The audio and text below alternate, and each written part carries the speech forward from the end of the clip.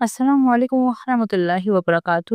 آج کا موضوع ہے ملک شام کے حالات اور امام مہدی کا ظہور اور نبی پاک صلی اللہ علیہ وسلم کے فرمودات۔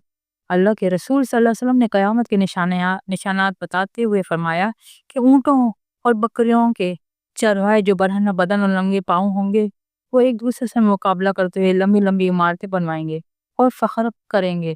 صحیح مسلم۔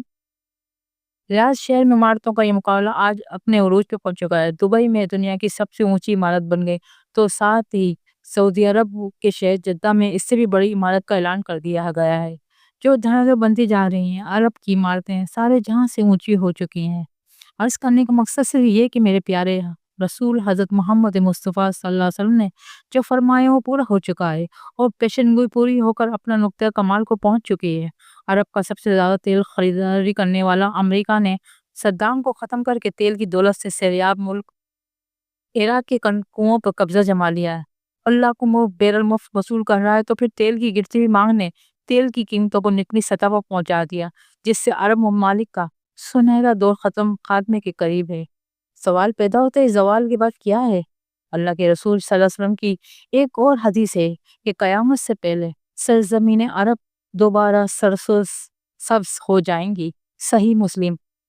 سعودی عرب اور امارات میں بارشیں شروع ہو چکی ہیں، مکہ اور جدہ میں سیلاب آ چکے ہیں۔ عرب سرزمین جیسے پہلے ہی جدید ٹیکنالوجی کو کام میں لا کر سرسبز بنانے کی کوشش کی گئی ہے، اور قدرتی موسم کی وجہ سے بھی سرسبز بنتے جا رہی ہے۔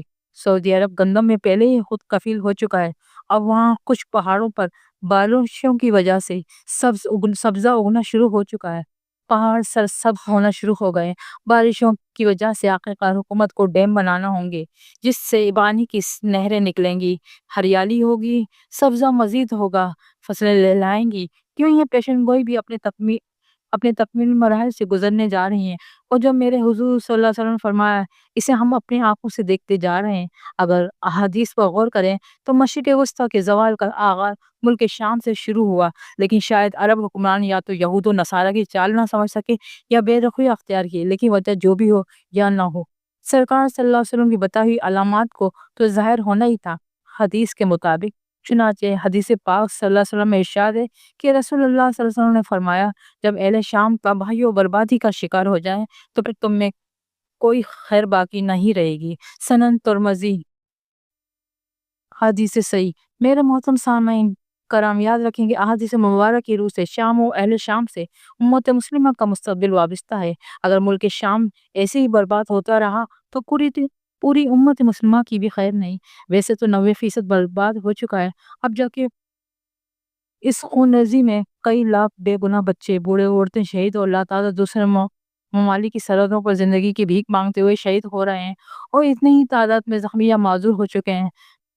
اور فلسطین جو شامی کا ایک حصہ ہے، اس میں بھی لاکھوں لوگ مر چکے ہیں، اور بچے یتیم و بیوائیں ہو چکی ہیں، عورتیں۔ لہذا شام ملک تباہی کے بعد اب نزا کی حالت میں۔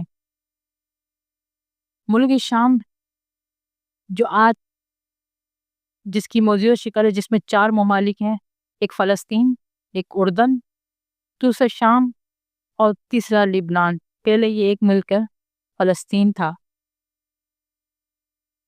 اس حدیث کے حساب سے عرب ممالک کے سنہرے دور کے خاتمے کی اہم وجہ ملک شام کے موجودہ حالات ہیں۔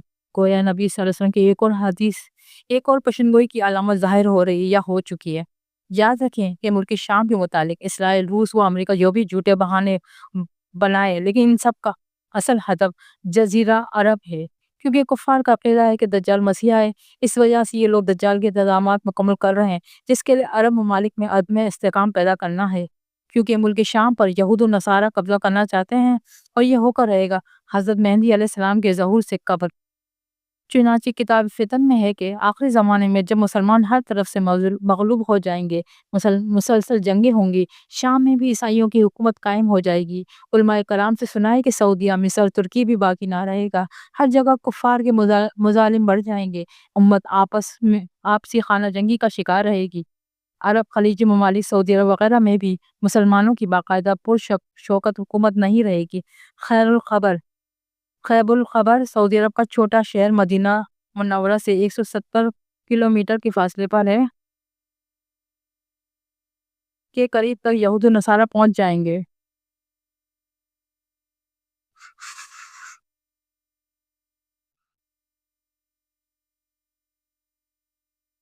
خیبر سعودی عرب کا چھوٹا شہر مدینہ منورہ سے 170 کلومیٹر کے فاصلے پر ہے کے قریب تک یہود و نصارہ پہنچ جائیں گے اور اس جگہ تک ان کی حکومت قائم ہو جائے گی۔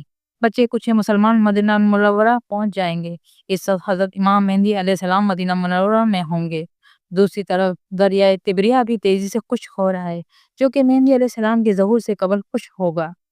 اس لیے جب مشرق وسطیٰ کے حالات کو خصوصاً مسلمانوں اور ساری دنیا کے حالات کو دیکھتے ہیں تو صاف ظاہر نظر آتا ہے کہ دنیا ہولناکیوں کی جانب بڑھ رہی ہے۔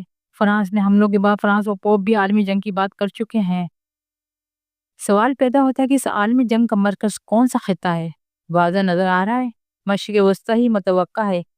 یہاں بھی ہندو پاک کی رنجشوں اور کشمکش کے بڑھتے ہوئے حالات سے بھی لگتا ہے کہ غزوہ ہند کی طرف رخ کر رہے ہیں، کیونکہ حضرت ابو ہریرہ رضی اللہ عنہ سے روایت ہے کہ رسول اللہ صلی اللہ علیہ وسلم نے ارشاد فرمایا، میری قوم کا ایک لشکر وقت آخر کے نزدیک ہند پر چڑھائی کرے گا اور اللہ اس لشکر کو فتح نصیب کرے گا، یہاں تک کہ وہ ہند کے حکمرانوں کو بیڑیوں میں جکڑ کر لائیں گے۔ اللہ اس لشکر کے تمام گناہ معاف کر دے گا، پھر وہ لشکر واپس رخ کرے گا اور شام میں موجود عیسیٰ ابن مریم علیہ السلام کے ساتھ جا کر مل جائے گا۔ حضرت ابو ہریرہ رضی اللہ عنہ نے فرمایا، اگر میں اس وقت تک زندہ رہا تو میں اپنا سب کچھ بیچ کر بھی اس لشکر کا حصہ بنوں گا، اور پھر جب اللہ ہی ہمیں فتح نصیب کرے گا تو میں ابو ہریرہ جہنم کی آگ سے آزاد کہلاؤں گا۔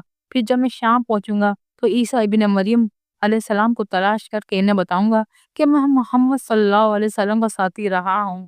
رسول پاک صلی اللہ علیہ وسلم نے تبسم فرمایا اور کہا، بہت مشکل کتاب الفتن، واللہ تعالی عالم بالصواب۔ آنے والے ادوار بڑے پرفتن نظر آتے ہیں، اور اس کے متعلق بھی سرکار صلی اللہ علیہ وسلم نے فرمایا تھا کہ میری امت پہ ایک دور ایسا آئے گا جس میں فتنے ایسے تیزی سے آئیں گے جس سے تسبیح ٹوٹ جاتی ہے، جیسے تسبیح ٹوٹ جانے سے تسبیح کے دانے تیزی سے زمین کی طرف آتے ہیں۔ لہٰذا اپنی نسلوں کی ابھی سے تربیت اور ایمان کی فکر فرمائیے۔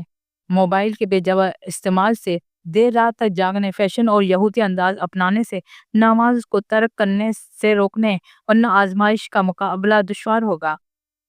دوستوں، چلتے چلتے ایک آخری بات عرض کرتے چلوں کہ اگر کوئی ایسی نایاب ویڈیو، کول، واقعہ، کہانی یا تحریر وغیرہ اچھی لگے تو مطالعے کے بعد مزید تھوڑی سی زحمت فرما کر اپنے دوستوں سے بھی شیئر کر لیا کیجیے۔